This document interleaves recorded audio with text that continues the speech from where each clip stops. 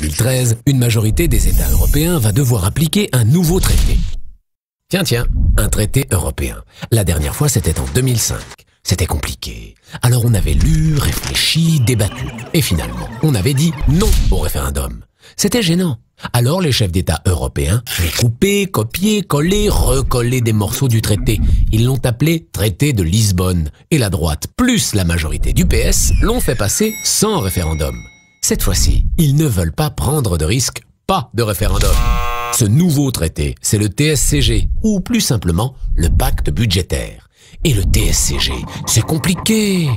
Il y a d'abord la fameuse règle d'or. C'est l'obligation pour les pays d'arriver à l'équilibre budgétaire, c'est-à-dire ne pas dépenser plus qu'ils ne gagnent.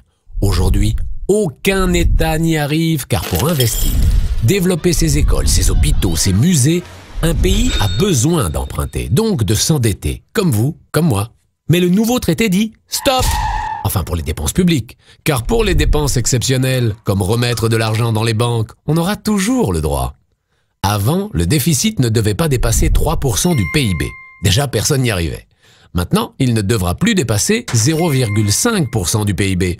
Par exemple, en France, en 2010, ce déficit était de 5% du PIB, ce qui représente 96,5 milliards d'euros.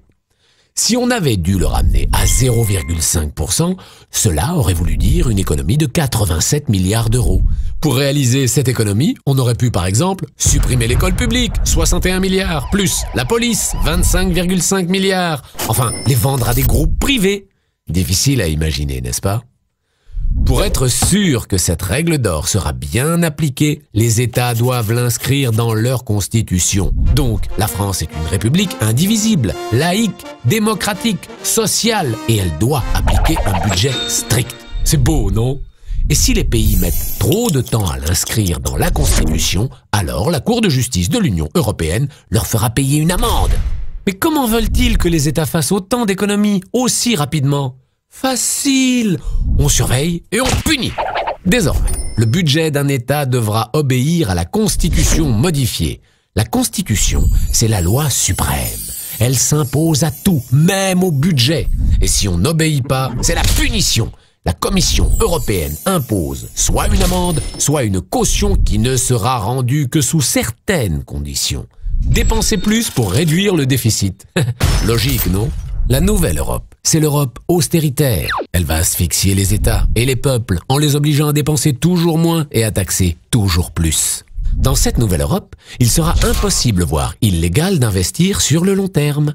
Pas d'investissement dans l'éducation pour les enfants, pas d'investissement dans les énergies renouvelables pour améliorer l'avenir de notre planète. Un futur qui fait rêver. Pourtant, d'autres solutions sont possibles. Par exemple, faire que la Banque centrale européenne prête l'argent directement aux États et non plus aux banques. Les taux d'intérêt seraient alors à 1% et les dettes des États deviendraient automatiquement moins lourdes à rembourser. L'investissement sur le long terme serait alors possible. Simple, non? On nous fait croire que l'austérité est la seule solution. Mais elle n'en est pas une. Vite, le compte à rebours a commencé. Les chefs d'État ont prévu qu'il soit appliqué dès le 1er janvier 2013 et ils n'ont pas prévu de nous consulter.